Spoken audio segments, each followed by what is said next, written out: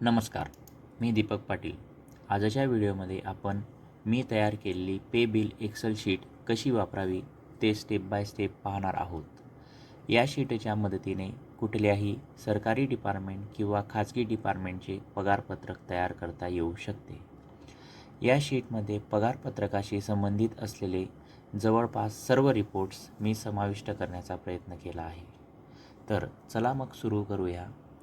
सर्वप्रथम ही sheet open केल्यानंतर आपल्याला अशा पद्धतीचा इंटरफेस डॅशबोर्ड हे दिसणार आहे आणि या डॅशबोर्डपासूनच आपल्याला कामाची सुरुवात ही करायची आहे. सर्वप्रथम डॅशबोर्डवर आपल्याला शाळेचे नाव हे या ठिकाणी टाकायचं आहे. या ठिकाणी मी माझ्या शाळेचे नाव सेट केलेले आहे. तुम्ही हे शाळेचे नाव एडिट करून तुम्ही तुमच्या शाळेचे नाव हे टाकू शकतात. त्यानंतर शाळेचा UDIS क्रमांक या ठिकाणी टाकायचा आहे. त्यानंतर शाळेचा टॅन नंबर या ठिकाणी टाकायचा आहे आणि सर्वात शेवटी professional tax number PT number आपल्याला या ठिकाणी टाकायचा आहे. तो पुढील रिपोर्टसाठी आपल्याला ही सगळी इन्फॉर्मेशन आवश्यक आहे. डॅशबोर्डवरील एवढी इन्फॉर्मेशन फिलअप केल्यानंतर तुम्हाला या ठिकाणी दिसेल की खाली जे आहे ते खाली काही रिपोर्ट्सचे शॉर्टकट्स मी तुम्हाला या ठिकाणी दिलेले आहे. परंतु खरे काम आपल्याला ह्या मेनूमध्ये करायचे आहे. हा जो उभा मेनू दिलेला आहे याच मार्गाने आपल्याला काम करायचं आहे. डॅशबोर्डचे काम या ठिकाणी आपण हे कंप्लीट केलेलं आहे, ज्यात आपण शाळेचे नाव, UDIS नंबर, टॅन नंबर आणि प्रोफेशनल टॅक्स नंबर टाकला. आता दुसरा जो कॉलम आहे तो आहे डेटा सेंटर. मग नंतर डेटा सेंटरचे काम करायचे, मग मंथ, मग पे बिल रिपोर्ट्स, टॅक्स रिपोर्ट्स आणि अदर रिपोर्ट्स हे ॲटोमॅटिक तयार होतील. हेल्प पेज पण दिलेलं आहे, त्या ठिकाणी काही सूचना मी ॲड केलेल्या आहेत. तसं तर मी आता तुम्हाला एक्सप्लेन करताना सांगतोच आहे, पण तरी तुम्ही ह्या सूचना ह्या वाचू शकतात. तर सर्वप्रथम आपण सुरुवात डेटा सेंटरपासून करू. डेटा सेंटरमध्ये गेल्यानंतर आपल्याला या ठिकाणी लक्षात येईल की हे डेटा सेंटरमध्ये आपल्याला 2 कॉलम दिसत आहेत. हे दोन ऑप्शन जे आहेत, तो पहिला जो ऑप्शन आहे तो आहे पे डेटा आणि दुसरा जो आहे तो बेसिक डेटा. पे डेटा हा पगार बिलाशी संबंधित आहे आणि बेसिक डेटा जो आहे तो एम्प्लॉईशी संबंधित आहे. तर सर्वात पहिल्याने आपण पे डेटा यामध्ये इन्फॉर्मेशन ही फिलअप करायची आहे. तर मी या ठिकाणी क्लिक करतो. या ठिकाणी क्लिक केल्यानंतर आपल्याला असं लक्षामध्ये येईल की आपलं आर्थिक वर्ष हे मार्चपासून सुरू होतं व फेब्रुवारीवर संपतं. तर त्या पद्धतीने मी या ठिकाणी महिन्यांची अरेंजमेंट केलेली आहे. त्या महिन्यांच्या हिशोबाने या ठिकाणी DA रेट्स आहेत. आता चालूचा DA रेट हा 58% आहे. जर सपोज पुढच्या जुलैमध्ये वगैरे तो चेंज झाला तर तुम्ही ज्या महिन्यामध्ये चेंज झाला तो त्या ठिकाणी एडिट करू शकतात. पुढच्या महिन्यांमध्ये तो ऑटोमॅटिक लागू होईल. तूर्त मी 58% राहू दिलेला आहे. नंतर पुढचा आहे HRA रेट. HRA रेट हा आपल्याकडे 10% आहे. काही ठिकाणी हा दुसरा वेगळा असतो. तर त्या पद्धतीने आपल्याला आपल्या ॲडजस्टमेंटनुसार हा चेंज करायचा आहे. नंतर पुढचे आहे ऑल डेजिग्नेशन. या ठिकाणी सर्व जेही काही डेजिग्नेशन तुमच्या शाळेमध्ये असतील ते या ठिकाणी ॲड करायचे आहेत. मी बऱ्यापैकी ॲड केलेले आहेत. जर कोणतं एखादं सुटलं असेल तर तुम्ही ते ॲड करू शकतात. तुम्ही या ठिकाणी ॲड केल्यानंतर त्याचं बायफर्गेशन आपल्याला या 3 कॉलममध्ये करायचं आहे. या 3 कॉलममध्ये पहिला कॉलम जो आहे तो आहे टीचिंगचा, दुसरा कॉलम जो आहे तो आहे क्लरिकलचा आणि तिसरा जो कॉलम आहे क्लास 4 म्हणजे नॉन टीचिंगचा, क्लास 4 कर्मचाऱ्यांचा. तर या ठिकाणी आपण बायफर्गेशन केल्यानंतर आणि शेवटचा जो कॉलम आहे तो आहे शिक्षण सेवकाचा. जर समजून घ्या, तुम्ही या ठिकाणी बायफर्गेशन केल्यानंतर आपल्याला जेही काही सेवक पद आहे ते परत या ठिकाणी आपल्याला मेन्शन करायचं आहे. म्हणजे मी या ठिकाणी टीचिंगचे शिक्षण सेवक दाखवले तर ते परत या ठिकाणी मला ते बायफर्गेट करून या ठिकाणी मला दाखवायचं आहे की हे सेवक पद आहे. म्हणजे सेवक पद दाखवल्यानंतर त्याला DA आणि HRA आणि TRA हा मिळणार नाही. त्यासाठी आपल्याला हे केलं आहे.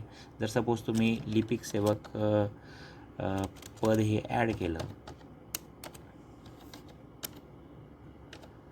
तर ते आपल्याला या ठिकाणी क्लरिकलमध्ये आपल्याला हे ड्रॉपडाऊन लिस्टमध्ये ऑटोमॅटिक ॲड होईल. ते आपल्याला या ठिकाणी सिलेक्ट करायचं आहे आणि परत या ठिकाणी ते सिलेक्ट करायचं आहे, कारण की ते सेवक पद आहे यासाठी.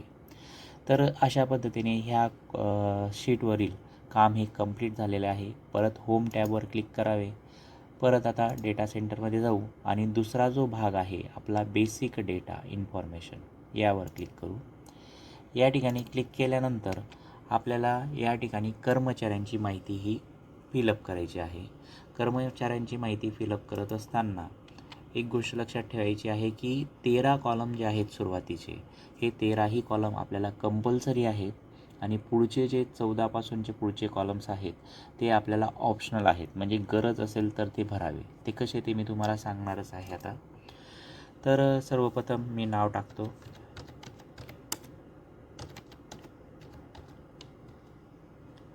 या ठिकाणी जेंडर घ्यायचं आहे, डेजिग्नेशन घ्यायचं आहे, जे पण त्या कर्मचाऱ्याचं असेल ते. त्यानंतर पॅन नंबर टाकायचा आहे. जन्मतारीख टाकायची आहे. त्यानंतर बँक अकाउंट नेम,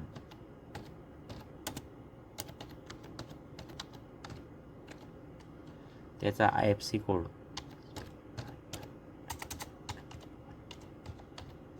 आणि अकाउंट नंबर. त्यानंतर आधार नंबर. आधार नंबर टाईप करत असताना दर 4 आकड्यानंतर आपल्याला एक स्पेस द्यायचा आहे, जशा पद्धतीने आधारवर दिलेला असतो तसाच.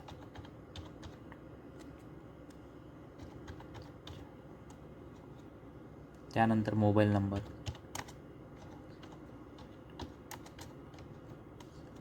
नंतर कर्मचारी जो आहे तो PF धारक आहे की NPS धारक आहे ते आपल्याला या ठिकाणी मेन्शन करायचं आहे. नंतर पुढचा जो 14 नंबरचा कॉलम आहे, तर आपल्याला बँकेद्वारे जे इंटरेस्ट मिळतं ते इंटरेस्ट आपल्याला जर तुम्हाला इन्कम टॅक्समध्ये दाखवायचं असेल तर आपण या ठिकाणी ते ॲड करायचं आहे. जर या व्यतिरिक्त दुसरं काही अदर इन्कम तुमच्याकडे असेल तर ते तुम्ही या ठिकाणी ॲड करायचं आहे, जे तुम्हाला इन्कम टॅक्समध्ये दाखवायचं आहे ते. त्यानंतर house loan interest, housing loan केलेलं असेल आणि त्याचं इंटरेस्ट आपल्याला 80D मध्ये कपात दाखवायची असेल तर ते आपण या ठिकाणी ॲड करायचं. जर सपोज तुम्ही काही डोनेशन निधी जो 80D मध्ये आपल्याला सूट मिळते अशा पद्धतीचे डोनेशन केलेलं असेल तर ते या ठिकाणी टाकायचं आहे. हेल्थ इन्शुरन्स काढला असेल तर त्याची किंमत या ठिकाणी टाकायची आहे. Life insurance, LIC. आता या ठिकाणी LIC कोणती टाकायची आहे, जी आपण पगारामधून कपात करत नाही ती. म्हणजे पगाराव्यतिरिक्त जर आपण बाहेरून तिमाही, 6माही किंवा वार्षिक काही LIC काढल्या असतील तर तुमच्या 2 असतील, 3 असतील, 4 असतील, त्या सर्व LICची एकत्रित टोटल करून तो आकडा आपल्याला या ठिकाणी फिलअप करायचा आहे. त्यानंतर GSLI असेल तर ती या ठिकाणी टाकायची आहे. PPF असेल बाहेरून काढलेला, सुकन्या योजना असेल तर त्याच्यामध्ये इन्व्हेस्टमेंट केली असेल तर ते या ठिकाणी टाकायचं आहे. अजून इतर NSC PLI जर असतील तर ते या ठिकाणी टाकायचे आहे. त्यानंतर हाऊसिंग लोन रीपेमेंट, जे आपण आपले मुद्दल भरत असतो हाऊसिंग लोनच्या, आपल्या सर्टिफिकेटमध्ये जे रीपेमेंट आपल्याला दर्शवलेलं असते ते या ठिकाणी टाकायचं आहे. एज्युकेशन फीमध्ये फक्त ट्यूशन फी ही माफ असते, तर त्यामुळे तुम्ही जर शाळेकडनं त्याचं एक लेटर घ्यावं लागतं आणि ते लेटर घेतल्यानंतर त्या ट्यूशन फीची कपात आपल्याला या ठिकाणी टाकायची आहे.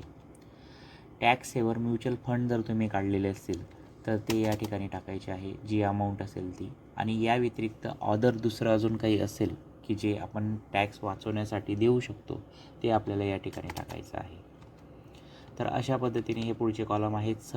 तर 14 ते 26 नंबरचे कॉलम जे आहेत ते ऑप्शनल आहेत. आपल्याला गरज असेल तरच आपण ते फिलअप करायची, नाहीतर ते कंपल्सरी नाही. परंतु पहिले 13 कॉलम हे भरणं हे आवश्यक आहे. मी अजून एक कर्मचारी घेतो.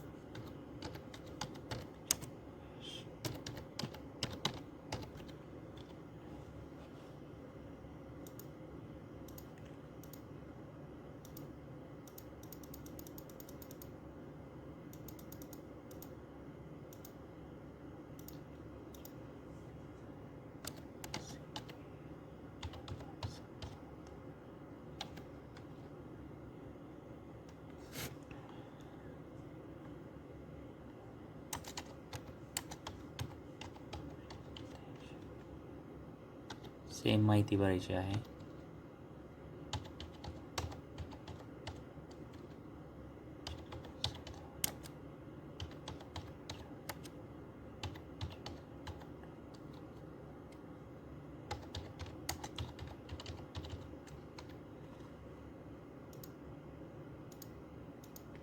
पुढचे कॉलम हे कंपल्सरी नाही.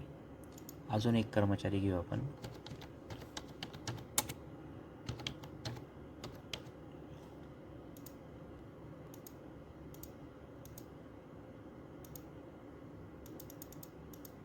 आता आपण या ठिकाणी एक नॉन टीचिंग कर्मचारी घेऊ.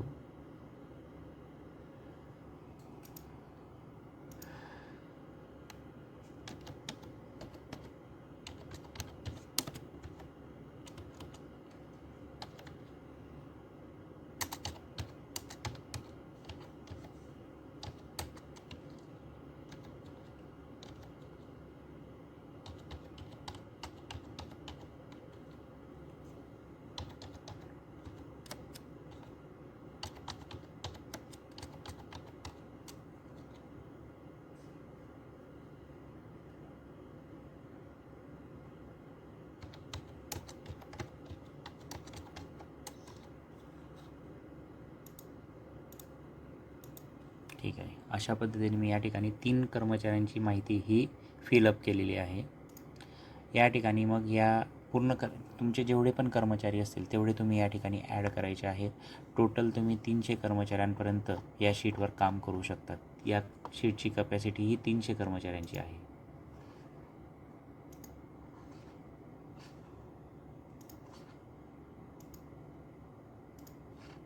नंतर परत होमवर क्लिक करायचं आहे. परत आता डेटा सेंटरच्या दोघंही कॉलमचे काम आपले कंप्लीट हे झालेलं आहे. आता पुढचं भागाकडे वरू, ते म्हणजे मंथ्स. या ठिकाणी तुम्हाला 12ही महिने दिसतील. आर्थिक वर्षानुसार त्यांचं नियोजन केलेलं आहे. तर आपण पहिला महिना जो आहे तो मार्च 2026 याला निवडू. या ठिकाणी गेल्यानंतर आपल्याला अशा पद्धतीचा इंटरफेस दिसेल.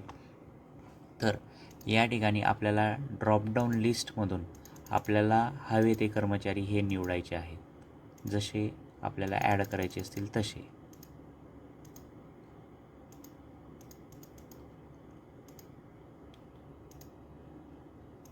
त्यानंतर यांचं स्केल आपल्याला या ठिकाणी टाकायचं आहे.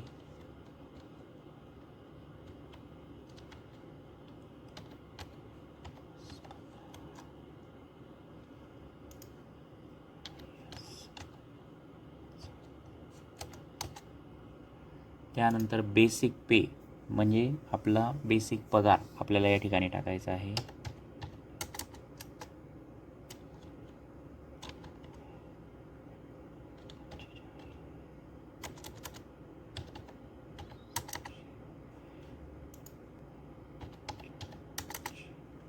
बेसिक पगार आपल्याला टाकायचा आहे. त्यानंतर ट्रॅव्हलिंग अलाउन्स टाकायचा आहे.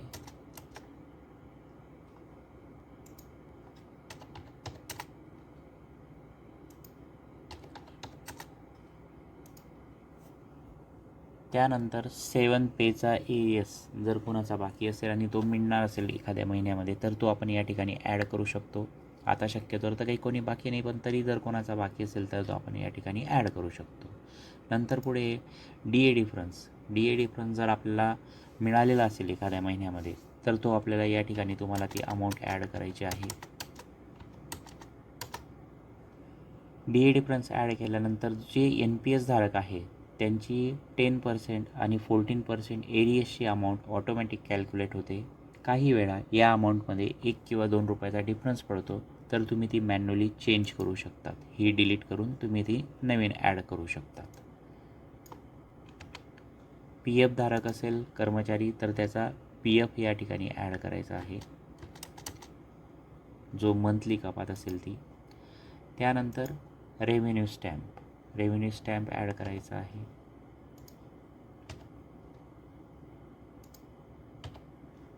त्यानंतर प्रोफेशनल टॅक्स,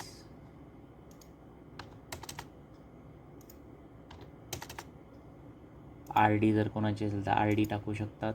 LIC जी ही असेल ती LICची कपात या ठिकाणी टाकायची. मी एक अंदाजित रक्कम टाकतोय. जर कुणाचा टॅक्स कापायचा असेल मंथली, तो मंथली टॅक्स आपल्याला या ठिकाणी टाकायचा आहे. नंतर पुढे मी या 4 सोसायट्या दिलेल्या आहेत. या सोसायट्यांची नावं ही तुम्ही एडिट करू शकतात. तुम्हाला गरजेनुसार तुम्ही त्याच्याने बदल हे करू शकतात. तर या सोसायट्यांची कपात आपल्याला या ठिकाणी टाकायची.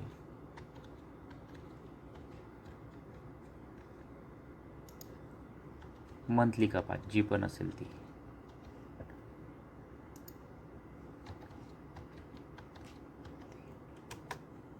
त्याची ॲटोमॅटिक टोटल या ठिकाणी होणार आहे. तर अशा पद्धतीने ह्या शीटवरचे काम आपले हे कंप्लीट झालेले आहे. म्हणजे महिन्याची माहिती आपण कंप्लीट फिलअप ही केलेली आहे.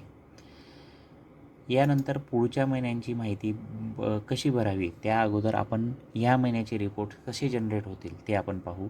पे रिपोर्ट्समध्ये जायचं. त्यानंतर सर्वप्रथम पहिला रिपोर्ट जो आहे तो आपला हा आहे पे शीटचा. तर या ठिकाणी मी तुम्हाला आधीच सांगितलं की या शीटची कपॅसिटी मी 300 ठेवलेली आहे. 300 कर्मचाऱ्यांपर्यंत ॲड करू शकतात, परंतु सोपं जायला पाहिजे म्हणून मी फक्त 40 कर्मचारी हे विजिबल ठेवलेले आहेत.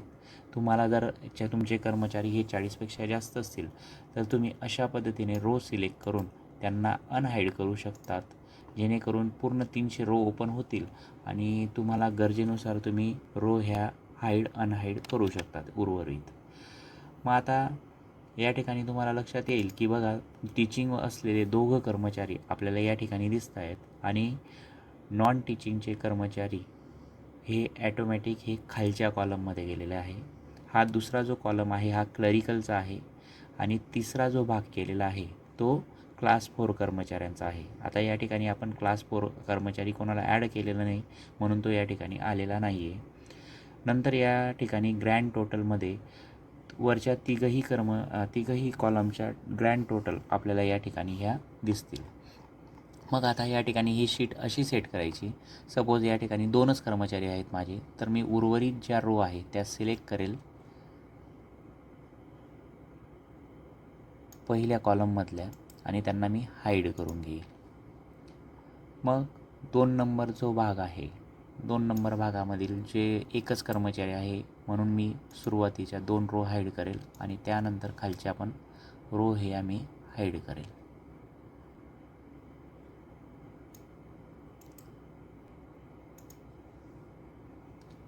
क्लास 4 कर्मचारी कोणीच नाही आहे म्हणून मी या ठिकाणी माझ्या सर्वच्या सर्व रो हाईड करून घेतो आहे. 40च्या 40. तुमच्याकडे असतील तर तुम्ही जितके कर्मचारी दिसत असतील तेवढ्यांना सोडून इतर रो हाईड करून घ्यायचे आहे. अशा पद्धतीने हाईड केल्यानंतर आपलं पेज जे आहे ते प्रॉपर पद्धतीने सेट होतं. या ठिकाणी पहिला जो भाग आहे तो टीचिंग, दुसरा जो भाग आहे तो क्लरिकल आणि तिसरा जो आहे तो क्लास 4 कर्मचारी आणि चौथ्या भागामध्ये ग्रँड टोटल आपल्याला दिसते. जर अशा पद्धतीने एखाद्या कॉलममध्ये अमाऊंट ही दिसत नसेल तर तो कॉलम आपल्याला थोडा मोठा करून ॲडजस्ट करायचा आहे, जेणेकरून अमाऊंट ही विजिबल होईल. मी या शीटची अरेंजमेंट ही A4मध्ये केलेली आहे. तुम्हाला जर वाटलं तर तुम्ही ही लीगलमध्ये पण करू शकतात आणि तुम्हाला हवी तशी फॉर्मॅटिंग तुम्ही या पेजची करू शकतात. त्यासाठी तुम्हाला पूर्णपणे मुभा देण्यात आलेली आहे. परंतु एखाद्या ठिकाणी क्लिक केल्यानंतर जर काम होत नसेल आणि अशा पद्धतीचा एरर हा येत असेल तर एक गोष्ट लक्षात घ्यायची आहे की तो जो सेल आहे तो लॉक करण्यात आलेला आहे, कारण की त्यामध्ये महत्त्वाचा फॉर्म्युला एंटर केलेला आहे आणि तो डिस्टर्ब होऊ नये म्हणून ते सेल्स हे लॉक करण्यात आलेले आहेत. आणि अशा पद्धतीचा फॉर्म्युला मॅसेज येत असेल तर आपल्याला त्या ठिकाणी कोणत्याही प्रकारचं एडिट करण्याचा प्रयत्न करायचा नाही आहे, एवढं लक्षात ठेवावं.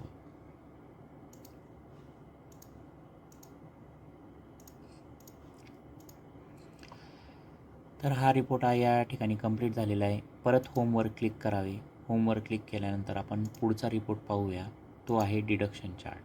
डिडक्शन चार्टमध्ये ॲटोमॅटिक सर्व कर्मचारी येणार आहेत आणि त्यांचं सगळं मंथली डिडक्शन जोही महिना तुम्ही पेशीटमध्ये सिलेक्ट केलेला असेल तोच महिना आपल्याला या ठिकाणी दिसणार आहे. तुम्ही पेशीटमधील मंथ हा या ड्रॉपडाऊन लिस्टमधून चेंज करू शकतात. तुम्ही या ठिकाणी मंथ चेंज केल्यानंतर पुढच्या ॲटोमॅटिक या ठिकाणी मंथ हा चेंज होणार आहे. तर ज्या मंथ पे शीटमध्ये तुम्ही मंथ सिलेक्ट करणार त्याचेच सगळे रिपोर्ट्स हे तयार होणार आहेत. तर अशा पद्धतीने या ठिकाणी तुम्हाला हे डिडक्शन चार्ट हा दिसणार आहे. त्याच्यामध्ये DA डिफरन्सची अमाऊंट पण दिसेल. जर एखाद्या महिन्याला तुम्ही DA डिफरन्स टाकला असेल तर ती अमाऊंटसुद्धा या ठिकाणी येणार आहे, जेणेकरून आपल्याला ऑनलाईनला शालार्थमध्ये पुटअप करताना मदत होईल. PF, सर्व सोसायट्या, टॅक्स, LIC, RD यांचे डिडक्शन आपल्याला या ठिकाणी बघायला मिळेल.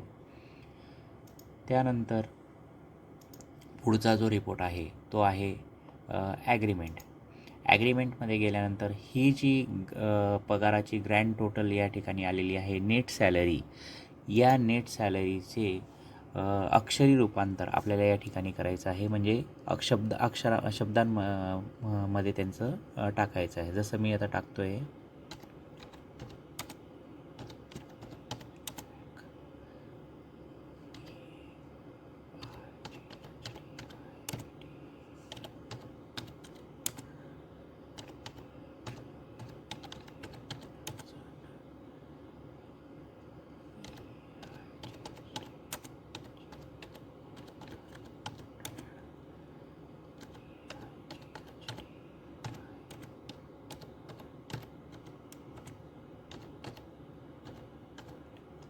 अशा पद्धतीने आपल्याला ही अमाऊंट ही टाकून घ्यायची आहे. त्यानंतर स्टेशन, मी माझ्या शाळेचं स्टेशन ठेवलेलं आहे. तुम्ही ते एडिट करू शकता. या ठिकाणी डेट जी आहे ती टुडेची येईल, परंतु जर तुम्हाला ती बॅकडेटेड वगैरे टाकायची असेल तर तुम्ही ती डेट चेंज करू शकता. तर एवढं काम आपल्याला या ॲग्रीमेंटमध्ये करायचं आहे. हे कंप्लीट झाल्यानंतर या ॲग्रीमेंटचं काम कंप्लीट होतं. तुम्हाला गरज असेल तर तुम्ही याची प्रिंट करू शकता. त्यानंतर पुढचा जो रिपोर्ट आहे तो आहे प्रोफॉर्म नंबर 2. प्रोफॉर्म नंबर 2मध्ये तुम्हाला फक्त एवढा पार्ट एडिट करायचा आहे. या पार्ट गरजेनुसार तुम्ही चेंज करू शकता. मी माझ्या शाळेची इन्फॉर्मेशन टाकलेली आहे. तुम्ही तुमच्या शाळेची इन्फॉर्मेशन या ठिकाणी फिलअप करू शकतात. वर्ग किती आहे वगैरे, ते तुकड्या किती आहेत ते, बस. बाकी यामध्ये काहीच करायचं काम नाही. तुम्ही याची प्रिंट काढू शकतात. त्यानंतर परत पुढचा रिपोर्ट जो आहे तो प्रोफॉर्म नंबर 5. प्रोफॉर्म नंबर 5मध्ये सुरुवातीचं जे पेज आहे ते कव्हरिंग लेटर आहे. या कव्हरिंग लेटरमध्ये ॲटोमॅटिक सगळी माहिती ही फिलअप होते. तुम्हाला या ठिकाणी काही करण्याची आवश्यकता नाही. आणि ह्या खाली जर गेले तर तुम्हाला प्रोफॉर्म नंबर 5 हे दिसतील. एका पेजवर 2 ॲडजस्ट केलेले आहेत, ते तुम्ही फाडून हे वापरू शकता, एकाचे 2 करून. या ठिकाणी कोणत्याही प्रकारची इन्फॉर्मेशन फिलअप करण्याची आवश्यकता नाही. फक्त तुम्ही गरज असेल तर डेट चेंज करू शकतात. त्यानंतर पुढचा जो रिपोर्ट आहे तो आहे PF रिपोर्ट. PF धारक जे कर्मचारी आहेत ते ऑटोमॅटिक इथे येतील आणि त्यांचा PF आपल्याला या ठिकाणी दिसणार आहे. प्रत्येक रिपोर्टमध्ये तुम्ही ज्या एक्स्ट्राच्या रो असतील त्या तुम्ही अशा पद्धतीने सिलेक्ट करून हाईड करायला हव्या, जेणेकरून रिपोर्ट हा व्यवस्थित दिसेल.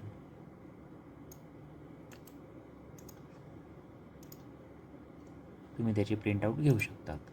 त्यानंतर पुढचा जो रिपोर्ट आहे तो आहे NPS. NPS धारक जे कर्मचारी असतील ते आपल्याला या ठिकाणी दिसणार आहेत आणि त्यांचा रिपोर्ट हा या ठिकाणी तयार होणार आहे. कपात वगैरे किती झालेली आहे, एरियस असेल तर तो एरियस पण दिसेल. या ठिकाणी पण अशा पद्धतीने एक्स्ट्राच्या रो ह्या सिलेक्ट करून आपण हाईड करायला हव्या. परत होमवर क्लिक करायचं आहे. या ठिकाणी पे रिपोर्ट्स हे पूर्णपणे संपलेले आहेत. त्यानंतर आपण टॅक्सच्या रिपोर्टमध्ये तुम्ही टॅक्स कॅल्क्युलेशन करू शकतात. या ठिकाणी कर्मचाऱ्याचे नाव ड्रॉपडाऊन लिस्टमधून निवडायचे आहे. त्यांचा पूर्ण वार्षिक पगार या ठिकाणी तयार होऊन जाईल आणि हा वार्षिक पगार आपल्याला या ठिकाणी दिसणार आहे आणि त्यांच्या कपातीसुद्धा आपल्याला या ठिकाणी दिसणार आहेत.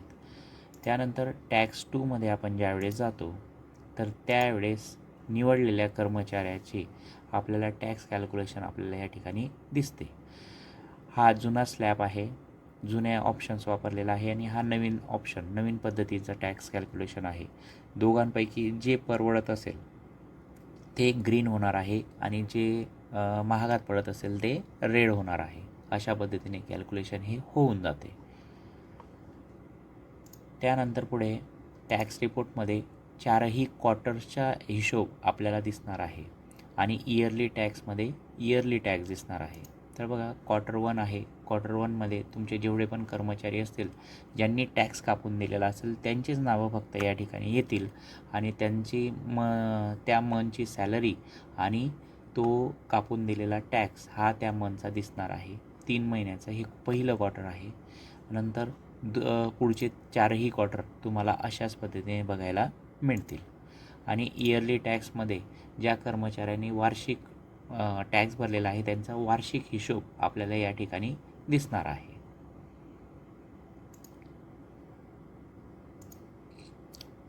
त्यानंतर ऑदर रिपोर्टमध्ये पे स्लिप 1 मंथ, एका महिन्याची पे स्लिप, ज्या महिन्याचा पे स्लिप काढायची असेल तो महिना निवडायचा आणि ज्या कर्मचाऱ्याचा आपल्याला पे स्लिप पाहिजे आहे त्या कर्मचाऱ्याला निवडायचं.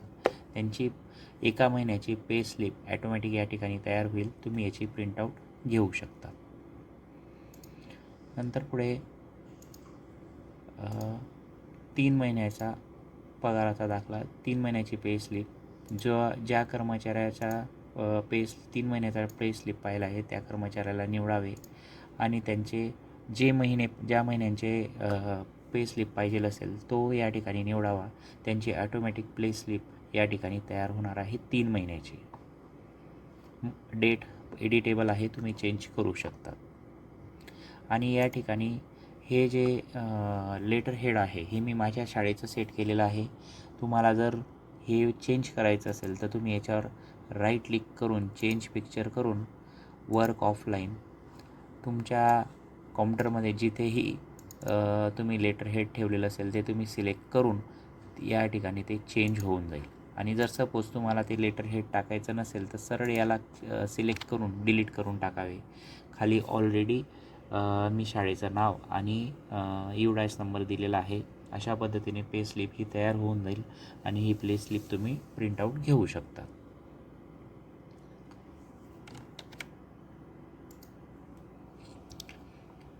मग आता पुढचा मुद्दा आला, सपोज आता आपण मार्च महिन्याची इन्फॉर्मेशन भरली होती.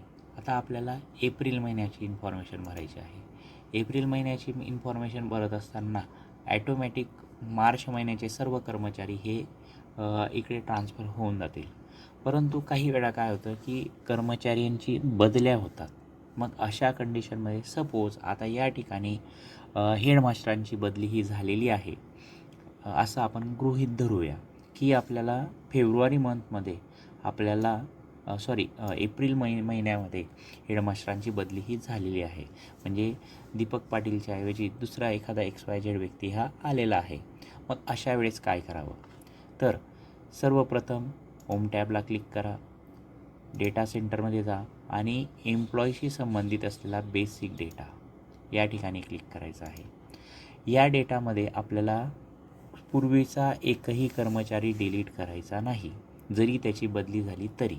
आता हेडमास्टरांची बदली झालेली आहे तर आपण सर्वात खाली आपल्याला पुढचा कर्मचारी हा ॲड करायचा आहे आणि ते ॲड करण्यासाठी त्याचं नाव या ठिकाणी टाकायचं आहे. म्हणजे सपोज हेडमास्टर जरी 2 असतील, प्रिन्सिपल 2 असतील तरीसुद्धा चालेल, परंतु पहिला आपल्याला डिलीट करायचा नाही, कारण की त्यांची इन्फॉर्मेशन आपण मार्चमध्ये घेतलेली आहे आणि नवीन हेडमास्टर हे एप्रिलमध्ये आलेले आहेत. तर त्यामुळे आपल्याला या ठिकाणी पहिला हेडमास्टर हा डिलीट करायचा नाही. किंवा कोणताही कर्मचारी, शिक्षक असेल, नॉन टीचिंग असेल, क्लरिकल असेल, कोणताही कर्मचारी असेल तर तो आपल्याला डिलीट करायचा नाही. नवीन कर्मचारी आपल्याला खाली फिलअप करायचा आहे.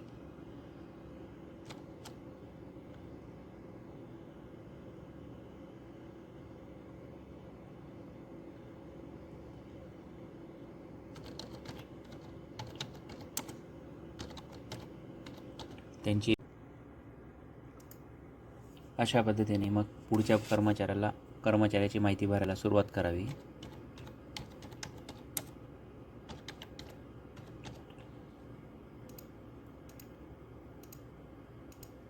या ठिकाणी पद रिपीट करायचे आहे, जे पण असेल ते. मी प्रिन्सिपल घेतो आहे, तुम्ही असिस्टंट टीचर, क्लर्क वगैरे जोही नवीन व्यक्ती आलेला असेल त्याची इन्फॉर्मेशन आपल्याला या ठिकाणी भरायची आहे. परत त्यांचा पॅन नंबर आपल्याला टाकायचा आहे, डेट ऑफ बर्थ,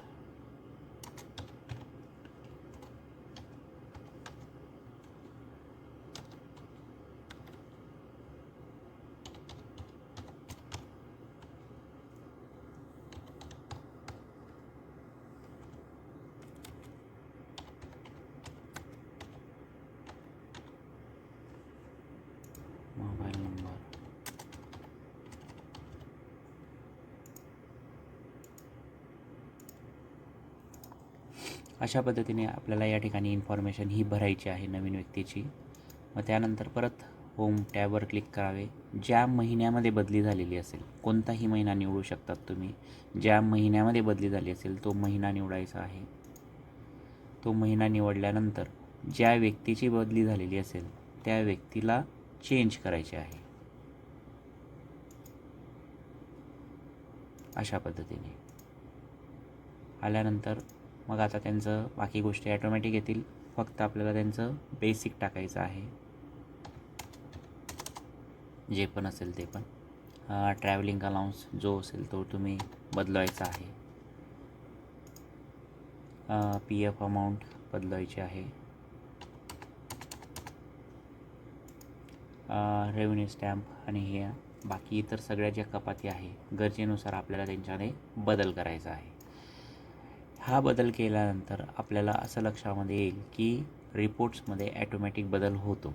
जसं या ठिकाणी मी मंथ चेंज करतो आहे, एप्रिल मंथ निवडल्यानंतर ॲटोमॅटिक या ठिकाणी बघा हेडमास्टर जे आहे ते भूषण पाटील दिसत आहे. आणि जर मी मंथ मागचा घेतला मार्च, तर या ठिकाणी दीपक पाटील दिसत आहेत. तर अशा पद्धतीने हा सगळा जो बदल आहे तो ऑटोमॅटिक हा होणार आहे. तर अशा पद्धतीने ही पूर्णपणे शीट ही तयार करण्यात आलेली आहे. या शीटमध्ये जर काही बदल असतील, काही अडचणी असतील तर तुम्ही मला डायरेक्टली माझ्या मोबाईल नंबरवर कॉन्टॅक्ट करू शकतात. आणि काही बदल असतील तर ते तुम्ही काही सुधारणा आवश्यक असतील तर ते तुम्ही मला सुचवूही शकतात. धन्यवाद.